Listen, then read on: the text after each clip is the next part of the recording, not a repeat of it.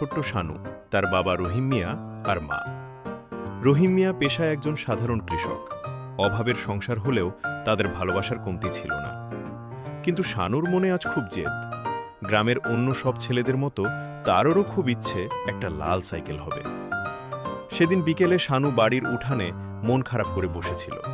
তার পাশ দিয়ে তার বন্ধু রহিম একটা নতুন ঝকঝকে সাইকেল চালিয়ে টুংটাং বেল বাজিয়ে চলে গেল। শানুর চোখে জল চলে এলো।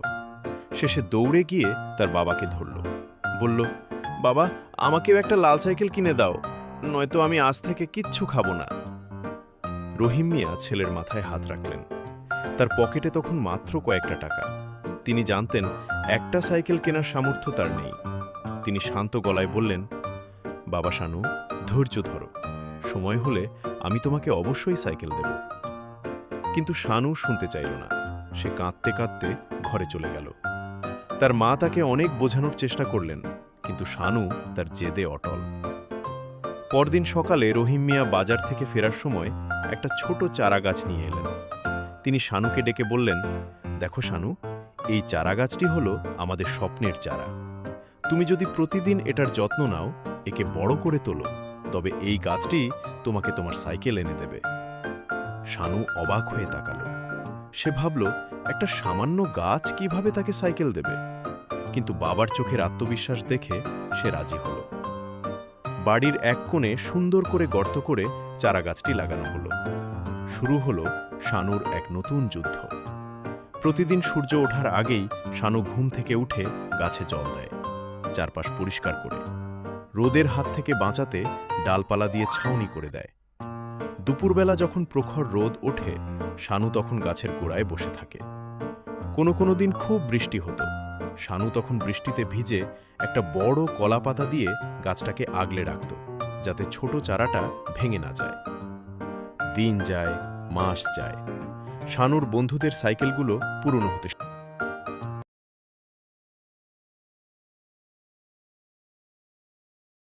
ছোট্ট শানু, তার বাবা রহিম মিয়া আর মা। রহিম মিয়া পেশায় একজন সাধারণ কৃষক। অভাবের সংসার হলেও তাদের ভালোবাসার কমতি ছিল না। কিন্তু শানুর মনে আজ খুব জেদ। গ্রামের অন্য সব ছেলেদের মতো তারও খুব ইচ্ছে একটা লাল সাইকেল হবে। সেদিন বিকেলে শানু বাড়ির উঠানে মন খারাপ করে বসেছিল। তার পাশ দিয়ে তার বন্ধু রহিম একটা নতুন ঝকঝকে সাইকেল চালিয়ে টুংটাং বেল বাজিয়ে চলে গেল। শানুর চোখে জল চলে এলো। শেষে দৌড়ে গিয়ে তার বাবাকে ধরল, বলল, বাবা, আমাকেও একটা লাল সাইকেল কিনে দাও, নয়তো আমি আজ থেকে কিচ্ছু খাবো না। রহিম মিয়া ছেলের মাথায় হাত রাখলেন। তার পকেটে তখন মাত্র কয়েকটা টাকা। তিনি জানতেন একটা সাইকেল কেনার সামর্থ্য তার নেই। তিনি শান্ত গলায় বললেন, বাবা শানু, ধৈর্য ধরো, সময় হলে আমি তোমাকে অবশ্যই সাইকেল দেব। কিন্তু শানু শুনতে চাইল না। সে কাঁদতে কাঁদতে ঘরে চলে গেল। তার মা তাকে অনেক বোঝানোর চেষ্টা করলেন, কিন্তু শানু তার জেদে অটল। পরদিন সকালে রহিম মিয়া বাজার থেকে ফেরার সময় একটা ছোট চারা গাছ নিয়ে এলেন। তিনি শানুকে ডেকে বললেন, দেখো শানু, এই চারা গাছটি হলো আমাদের স্বপ্নের চারা। তুমি যদি প্রতিদিন এটার যত্ন নাও, একে বড় করে তোলো, তবে এই গাছটি তোমাকে তোমার সাইকেল এনে দেবে। শানু অবাক হয়ে তাকালো। সে ভাবল, একটা সামান্য গাছ কিভাবে তাকে সাইকেল দেবে? কিন্তু বাবার চোখের আত্মবিশ্বাস দেখে সে রাজি হল। বাড়ির এক কোণে সুন্দর করে গর্ত করে চারা গাছটি লাগানো হলো। শুরু হলো শানুর এক নতুন যুদ্ধ।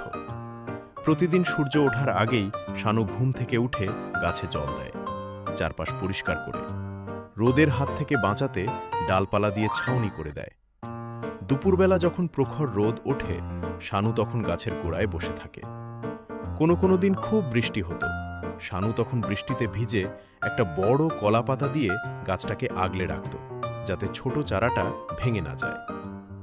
দিন যায়, মাস যায়। শানুর বন্ধুদের সাইকেলগুলো পুরনো হতে